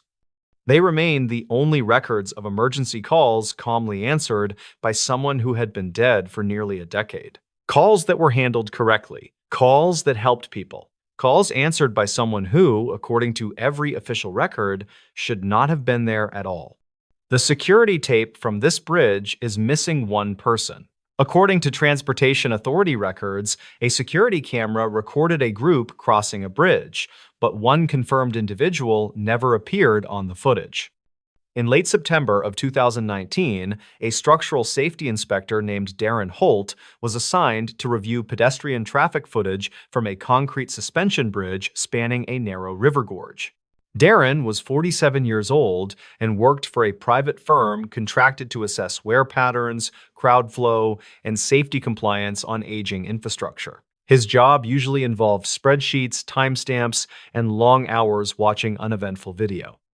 The bridge itself was unremarkable. It connected a small residential district to a public park and was used daily by joggers, cyclists, and families. There were no tolls, no checkpoints, and no access restrictions. The camera system had been installed 5 years earlier after minor vandalism incidents, and it recorded continuously from dusk until dawn. Darren's review focused on an incident reported by local police. A group of 5 people had crossed the bridge together late one evening. 4 were later seen on the far side. 1 was not. That person was not reported missing at the time. The group consisted of co-workers from a nearby distribution center who had finished a late shift and decided to walk together toward the bus stop near the park. Their names were logged during a routine police interview days later after questions arose about a discrepancy in head count reported by witnesses. All 5 co-workers agreed on one fact. They had crossed the bridge together. The missing individual was a man named Eric Voss. Eric was 32 years old and worked inventory control. He was described by co-workers as quiet, punctual, and uneventful. He had no known medical conditions and no history of erratic behavior. On the night in question, the group left work just after 10:30. Surveillance footage from the distribution center parking lot showed all 5 walking toward the street. Street cameras captured them approaching the bridge entrance together at 10:42. That was where the discrepancy began. Darren pulled the bridge footage from that night and slowed it down. The camera angle covered the entire span from end to end. The timestamp was stable. The image quality was clear. At 10:43, 4 people entered the frame. They walked side by side, talking casually, moving at a normal pace. There was no 5th person.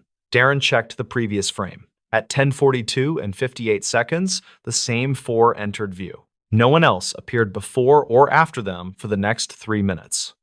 Darren assumed a simple explanation. Perhaps Eric had stopped briefly before the bridge, fallen behind, or taken a different route. He checked street cameras on both sides. Footage showed all 5 approaching the bridge entrance together. Eric was clearly visible, walking slightly behind the others, adjusting his jacket. No camera showed him leaving the group. There was no footage of him turning back, stopping, or entering the park instead. Yet on the bridge camera, he did not exist. Darren reported the inconsistency to the Transportation Authority, assuming a dropped frame or encoding error. Engineers reviewed the footage and found no gaps, no corruption, and no missing data. The frames where Eric should have appeared were intact. He simply was not there. Police re-interviewed the 4 co-workers. Each independently stated Eric was with them on the bridge. One recalled Eric joking about the height. Another remembered Eric stopping briefly near the center to look over the railing. That detail troubled investigators. The bridge camera angle showed the center clearly. No one stopped. No one leaned over the railing. At 10:45, the 4 exited the far side and continued toward the bus stop. Street cameras confirmed their arrival. Eric did not appear. At 10:47, Eric's phone connected briefly to a cell tower near the bridge. The connection lasted 12 seconds, then dropped. No calls or messages were sent. The phone was never recovered. At the time, Eric was not reported missing because his roommates assumed he had stayed with friends. His employer assumed he took a personal day. It was not until 3 days later that concern was raised. By then, the bridge footage had already been reviewed for unrelated reasons, and the discrepancy was noticed by chance. A search of the river gorge was conducted. The water was shallow and slow-moving. No body was found, no clothing, no personal items. The bridge showed no signs of damage or disturbance. No reports of accidents or falls were logged that night. Darren continued reviewing footage from other nights. He discovered something unsettling. Over the previous 2 years, there were 3 other instances where bridge footage showed groups crossing with fewer people than were later confirmed present. In one case, a cyclist riding with 2 friends appeared alone on the bridge camera. In another, a couple walking with a child appeared as only 2 figures. In all cases, the missing individual later reappeared elsewhere, alive, confused, and unable to explain the gap. Eric did not reappear. Darren compared timestamps across cameras. In every case, the disappearance occurred within the first 10 seconds of entering the bridge frame. There were no lighting changes, no compression artifacts, no occlusions. The camera simply did not render the person. Engineers tested the system extensively. They walked across the bridge in groups, changing formations, speeds, and clothing. All test subjects appeared normally.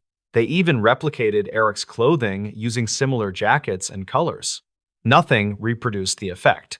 Police requested Eric's phone records. His last outgoing message was sent at 10:39, joking about missing the bus. The message was delivered successfully. After 10:47, there was no activity. Investigators reviewed Eric's medical records. Nothing unusual. They reviewed his employment records. Nothing unusual. They reviewed his social media. No distress signals. One detail emerged during interviews. Eric had once worked temporary night security at the bridge site years earlier, during a brief construction project. His badge logs confirmed he had spent several overnight shifts walking the span repeatedly. He had complained once about the lighting making people disappear for a second when viewed from certain angles. At the time, it was dismissed as fatigue. Darren examined the camera calibration records. During Eric's security assignment years earlier, the camera had undergone a firmware update. The update adjusted motion detection thresholds and contrast processing. The update was later rolled back after causing false alerts. However, the bridge camera retained a modified profile. It was subtle and undocumented. Engineers could not explain how that profile would remove a person entirely. As the investigation stalled, Darren requested raw sensor data rather than processed video. This data was rarely accessed and stored separately. In the raw feed, Darren noticed something disturbing. At 10:43, 5 heat signatures entered the bridge. The thermal overlay clearly showed 5 bodies. At the center of the bridge, one heat signature faded abruptly. Not dropped. Not moved. Faded. The remaining 4 continued across. The fade occurred over less than half a second. No alarm was triggered. The thermal system logged no fault. The signature simply ceased to register. The coordinates of the fade matched the spot where one coworker remembered Eric stopping. Police expanded the search again. Nothing was found. Eric was officially listed as missing 6 weeks later. The bridge remained open. The camera remained active. Darren filed his final report, noting an unexplained discrepancy between optical and thermal data. The authority archived the report and took no action. Months later, Darren received an email from one of Eric's coworkers. The coworker said something strange had happened. While crossing the bridge alone one night, he heard someone behind him say his name. He turned. No one was there. The bridge camera footage from that night showed him crossing alone. No anomalies. Eric Voss was never found. The security tape still exists. It shows 4 people crossing a bridge, but every record agrees there should have been 5. And one of them is missing, not just from the footage, but from the place where he should have been seen at all. This closed hospital wing still broadcasts calls at night. The history of the St. Jude Medical Facility was defined by a series of strange mechanical failures that no technician could ever fully explain. For nearly 20 years, the east wing of the building had been completely sealed off from the public after a massive structural leak. Silas Vance worked as the lead maintenance supervisor for the entire campus, and he was responsible for the graveyard shift monitoring the security consoles. Silas was 52 years old and had spent most of his adult life fixated on the complex wiring of old industrial buildings. His goal for the night was simply to complete a routine inspection of the active power grids before the morning shift arrived. Everything seemed quiet until a single red light began to blink on the ancient switchboard located in the basement of the facility. This light indicated that an internal telephone line from the abandoned East Wing was suddenly drawing power and trying to connect. Silas knew that the phone lines in that specific section had been physically cut more than a decade ago during the renovation. He watched the light pulse in a rhythmic pattern that matched the steady beat of a human heart while the room stayed silent. The supervisor decided to investigate the signal because he feared a short circuit might cause a fire in the drywood framing. Silas grabbed his heavy tool bag and a powerful flashlight before heading toward the rusted metal doors that separated the two wings. He pushed through the heavy barrier and immediately noticed that the air inside the abandoned section felt significantly colder than the hallway. According to maintenance logs from 1994, this part of the building once housed the pediatric recovery ward and the records office. Dust covered every surface in thick gray layers, and the only sound was the crunch of broken glass under his heavy work boots. Silas reached the nurse's station where the primary hub for the internal communication system was once located, and he stopped to listen. A faint scratching sound echoed through the hallway, like someone was dragging a fingernail across the surface of a metal desk nearby. He turned his flashlight toward the sound and saw an old rotary telephone sitting on a plastic chair in the middle of the corridor. The cord for the phone was missing, yet the internal bell inside the plastic housing began to ring with a sharp metallic tone. Silas picked up the receiver with a shaking hand and held it to his ear while he held his breath to listen. He heard a series of rapid clicks, followed by the muffled sound of a woman speaking in a very hurried and frantic voice. The woman reportedly identified herself as a night nurse named Meredith, and she asked why the patient in room 412 was missing. Records from the hospital archive later showed that a nurse named Meredith worked in this wing during the summer of 1982. Silas tried to respond, but the line only emitted a high-pitched static that made his ears ring with a sharp pain. He dropped the receiver and watched as it swung back and forth on its short cord while the voice continued to speak. The woman on the line started reciting a list of names and dates that sounded like a series of official hospital discharge logs. Silas realized that the dates she mentioned were all from the same week in October of 1986, which was very strange. This was the exact week that a massive storm had caused the initial structural damage that led to the wing being closed. He pulled out his digital camera to document the phone, but the screen remained black despite having a full battery earlier that night. The maintenance supervisor moved further down the hallway to find room 412 so he could see if anything was left inside. He found the door was jammed shut with a piece of heavy equipment, and it took him several minutes to pry it open. Inside the room, he found a single metal bed frame and a stack of yellowed papers scattered across the cracked linoleum floor. One of the papers was a handwritten note from a doctor stating that the patient in this room required constant cardiac monitoring. The note was dated October 14, 1986, which was the night the East Wing was officially evacuated during the heavy flooding. Silas looked at the wall and saw a set of copper wires hanging from a hole where a monitoring device had once been.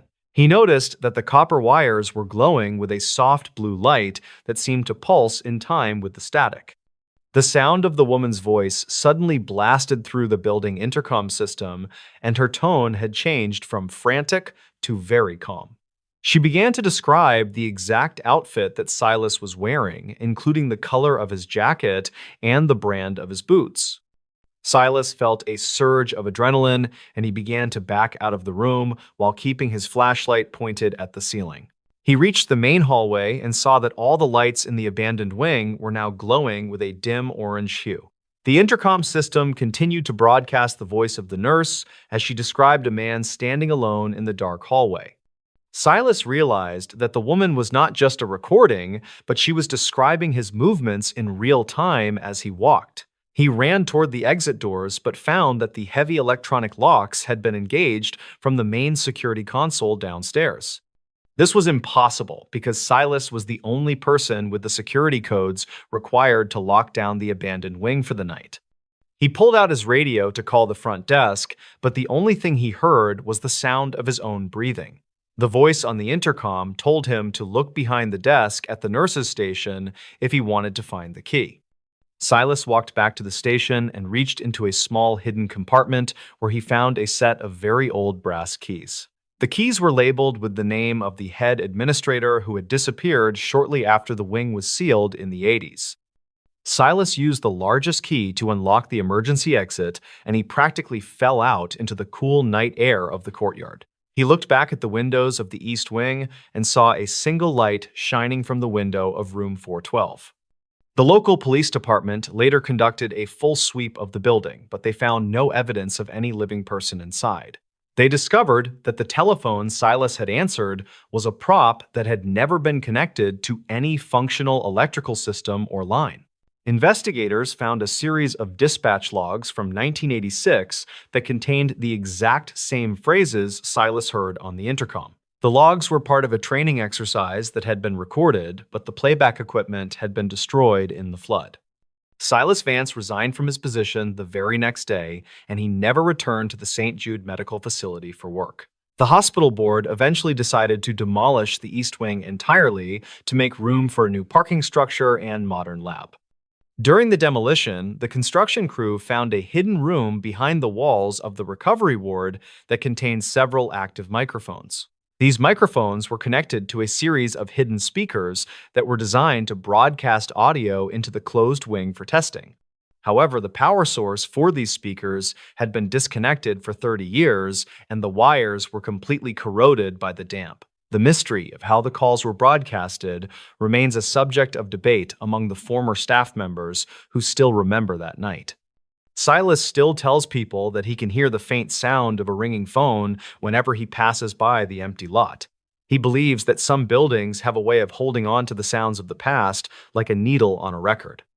This event serves as a reminder that the technology we leave behind can sometimes find a way to speak back to us.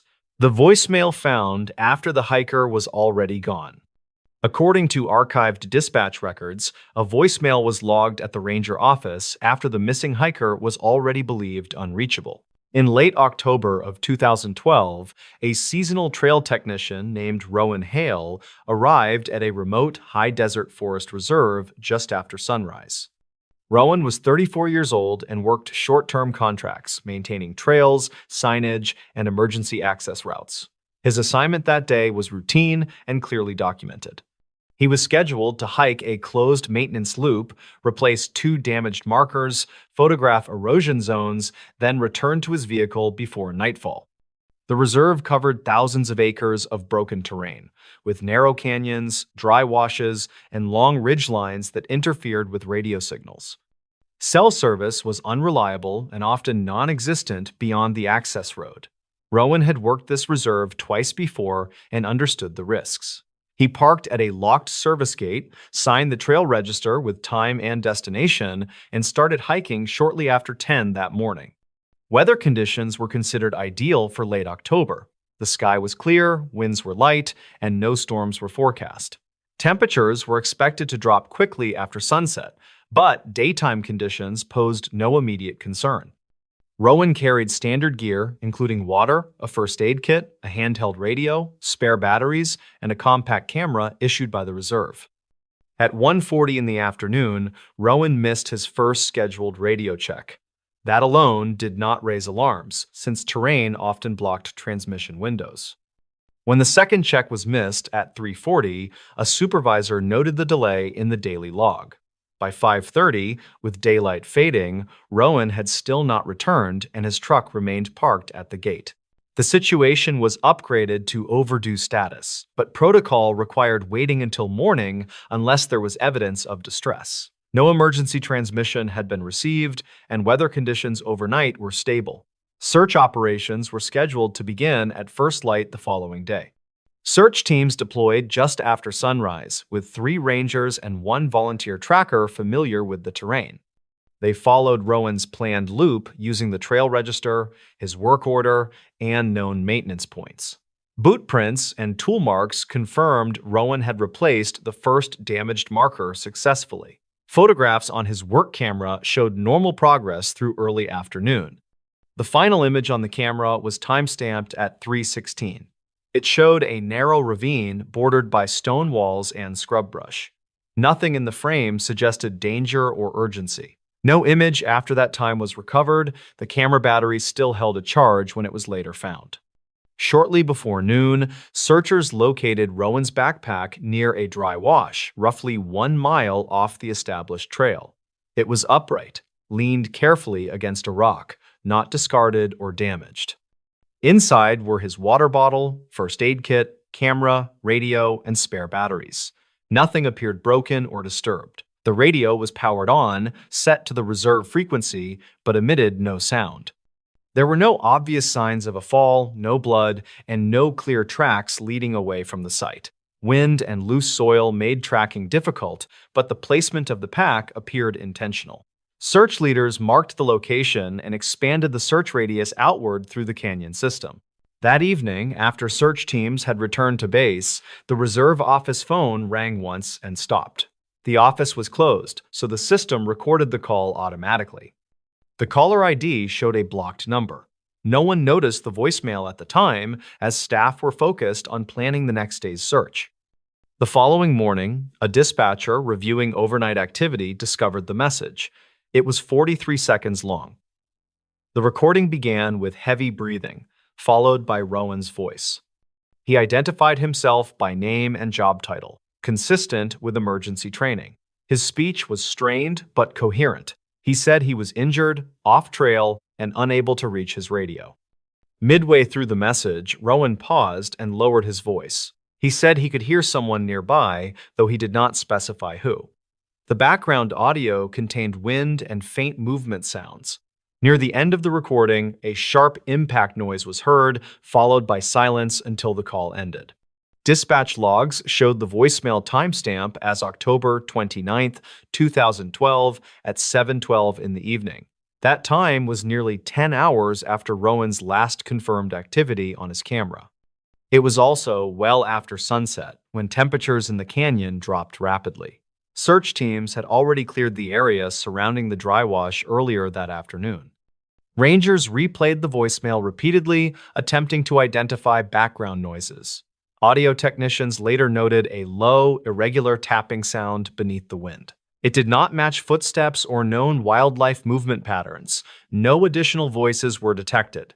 The sharp noise at the end of the message could not be conclusively identified. The discovery of the voicemail shifted the search strategy. Teams focused on areas where a landline phone might exist, though none were marked on current maps. Over the next 3 days, aerial searches, canine units, and ground teams combed the reserve. No additional items belonging to Rowan were located. No tracks indicated movement toward roads or exits. Weather records confirmed conditions remained stable throughout the search window. There were no flash floods, landslides, or temperature extremes that could explain a sudden disappearance. After 72 hours with no progress, the search was scaled back. Rowan Hale was officially listed as missing and presumed deceased. Several months later, during a routine audit of communication systems, investigators reviewed the voicemail metadata more closely. The call did not originate from a cellular network. Instead, it was traced to a landline tied to an emergency call box registered within the reserve. That call box was located along a decommissioned service road several miles from where Rowan's backpack was found. Records showed the call box had been taken out of service over 10 years earlier. It was no longer listed on public maps and was believed to be unpowered. Technicians were dispatched to inspect the site. They found the box intact, locked, and unexpectedly active. The internal line was live and connected directly to the reserve office exchange. There were no signs of forced entry. The handset showed no usable fingerprints, despite controlled handling procedures. Soil analysis around the box showed no clear footprints or tire tracks dating to the night of the call. The service road leading to it was rough and rarely used, making recent access difficult to conceal. The distance between the backpack site and the call box was calculated at just over 7 miles across steep, uneven terrain. Based on elevation changes and known routes, the hike would have taken several hours under ideal conditions. Rowan's voicemail suggested injury and limited mobility. No evidence supported the idea that he could have reached the call box before nightfall. Investigators considered whether someone else could have placed the call. However, no witnesses reported vehicles or hikers in the area that evening.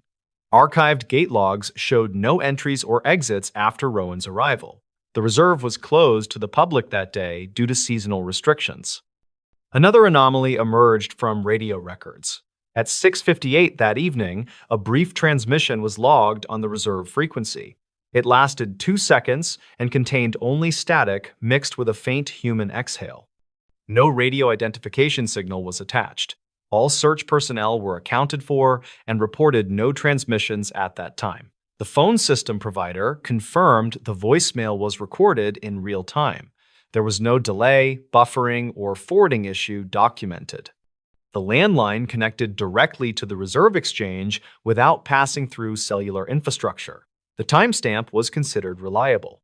After months of review, the investigation concluded with no explanation that fit all known facts. Rowan Hale's disappearance remained unresolved.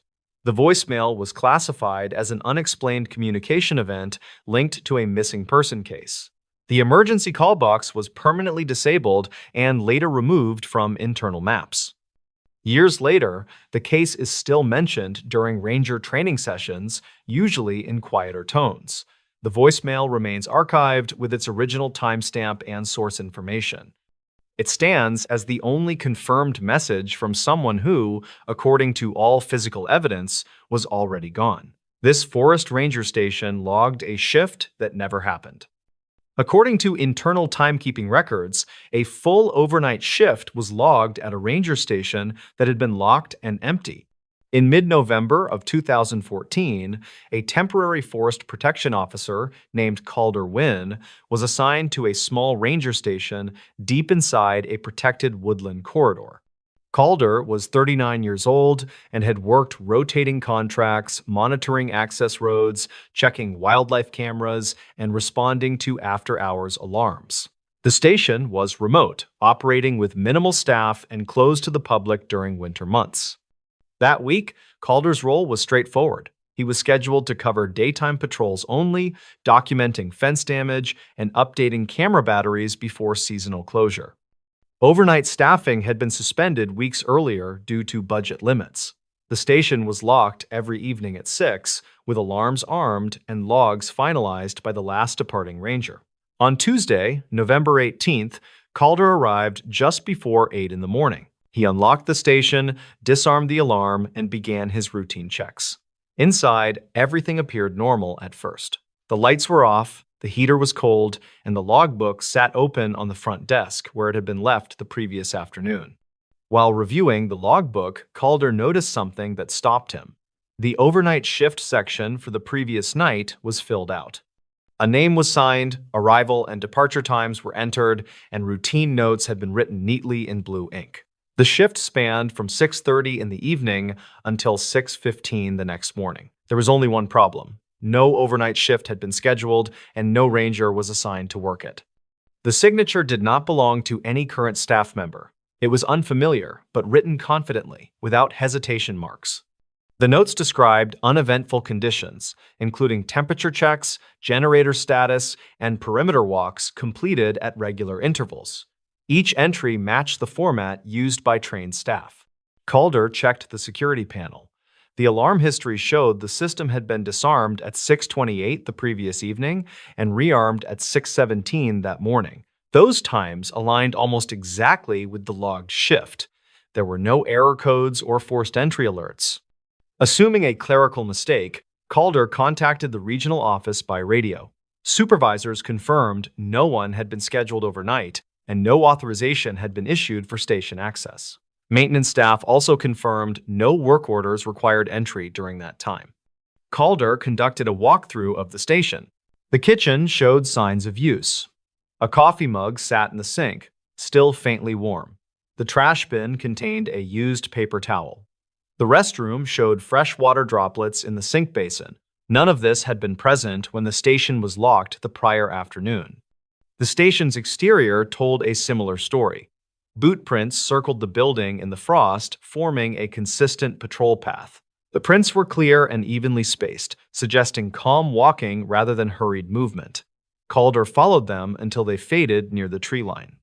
Security camera footage was reviewed next. Cameras covered the front entrance, the equipment shed, and the access road. From 6:30 onward, footage showed normal nighttime conditions. No vehicles arrived, no figures appeared, doors were not visibly opened, yet interior sensors recorded movement throughout the building at regular intervals. The generator log showed it had been checked twice overnight, with readings entered digitally at times matching the handwritten notes. Power consumption records confirmed usage consistent with one person moving through the station, using lights intermittently, and running water briefly. By midday, supervisors arrived to inspect the station themselves. They confirmed the log entries were accurate in form and terminology. The language used matched internal phrasing taught during ranger training. Some abbreviations were outdated, no longer used in current manuals, but still technically correct. One detail stood out. In the remarks section at 4:42 in the morning, the writer noted hearing movement near the eastern tree line, but observing nothing upon inspection. That phrasing matched a report filed 8 years earlier by a ranger who later transferred. The wording was nearly identical. Investigators compared the signature to archived personnel files. It closely resembled the handwriting of a former ranger named Lowell Grain, who had worked the station a decade earlier. Lowell had resigned after an injury and later passed away from illness several years before the incident. The idea was dismissed as coincidence. Handwriting similarities could be misleading, and there was no evidence linking Lowell to the station after his departure. Still, the match unsettled those reviewing the records.